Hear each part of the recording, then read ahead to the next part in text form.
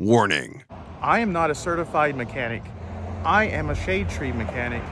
So anything that you see me doing in these videos, you do at your own risk. Welcome to another Garage Time with Goody.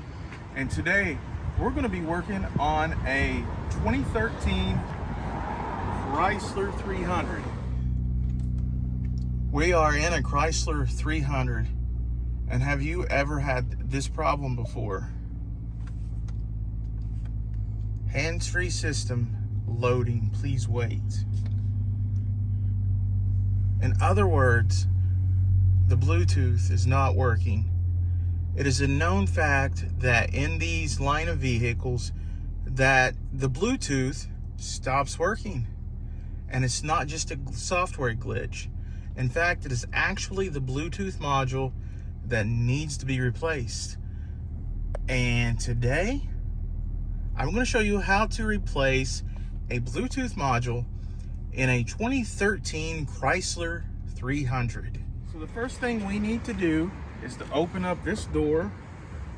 You will see this plate right here, okay? This part of the dash. You're going to place something behind there that you have.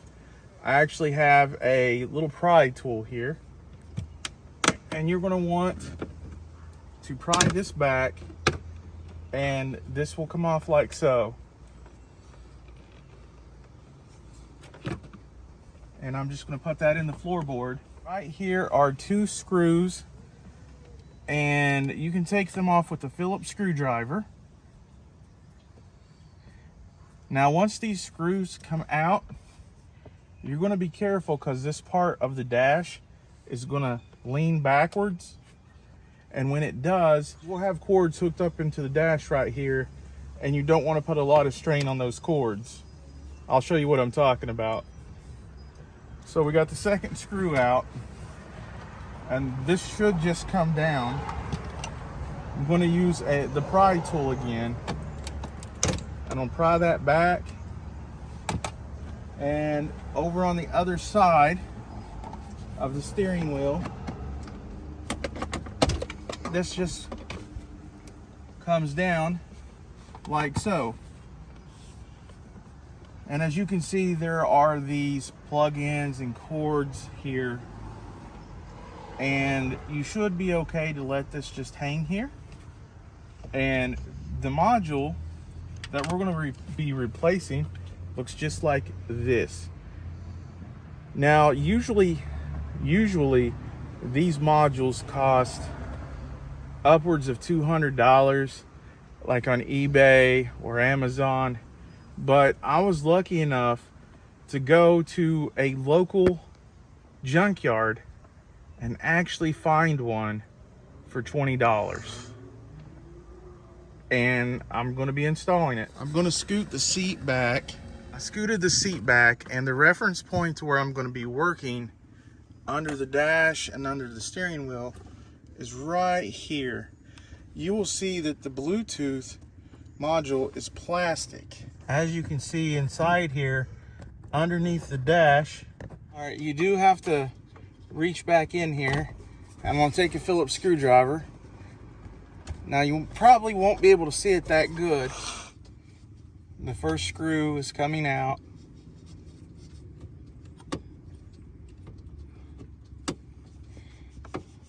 And there's going to be two screws. Preferably you use a magnetic tip screwdriver, so that way when the screws come out, you won't lose them.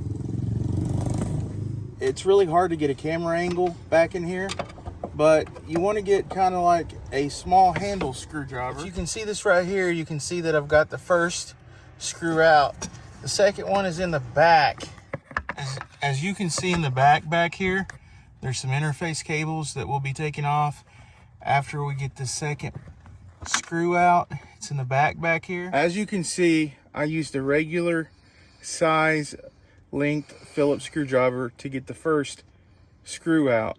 The second one, there's a lot less clearance back there, so I'm going to use the short and stubby one.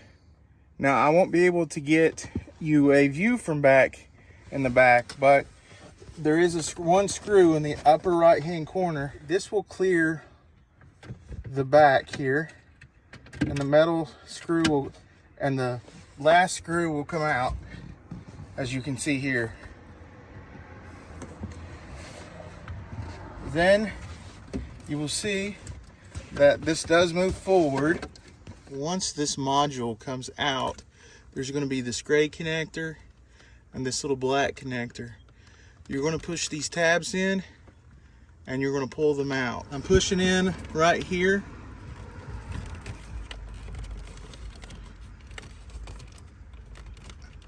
And then I'm going to pull up, and that pulls out just like that. And in the middle, the one in the middle has this clip. You push all the way in, then you pull it out. And you can see the part numbers match. I'm going to be installing the one into the junkyard back in there, and then that should fix the Bluetooth problem. Okay, after you mount that in there, you're going to put this back on, start over here and push it forward until the clips snap into place. Next, you'll put these two screws back into place, just like when you took it off. Make sure they're kind of tight.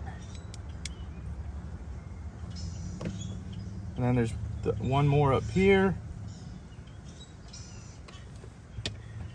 Then you'll have the side panel, and you want to make sure that these metal clips line up. You want to put this lip in first.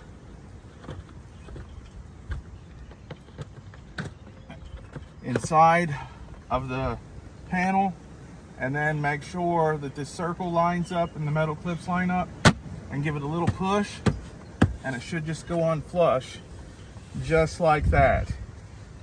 And then here is your old Bluetooth module. Now is the test of truth. We're going to turn this on and see if the Bluetooth works. Now what we're going to do is I'm going to turn on the car.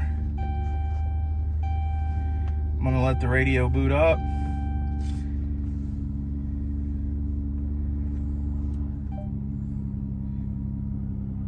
And I'm going to go to phones. And if you remember before, this just said it could not load. It would just be stuck on a screen that says it couldn't load. And now, as you can see, it says no phone connected. Would you like to pair a phone? We're going to hit yes.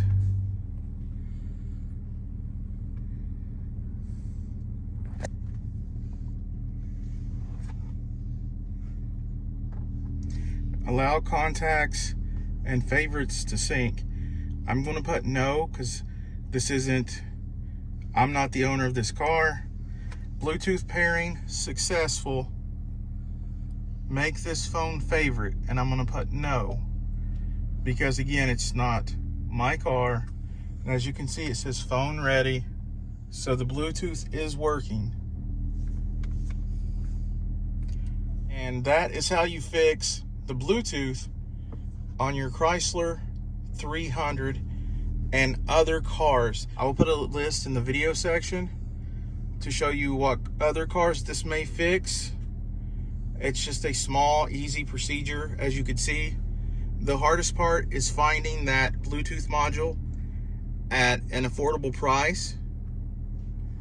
Like I said, I got lucky and bought one at a junkyard for $20. Online, they're usually over $180 to $200.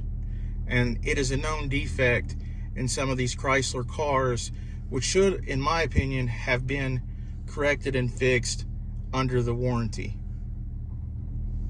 Anyways, guys, if you like this video or if it helped you, please smash that like button and subscribe to my channel. And until next time, I will see you later.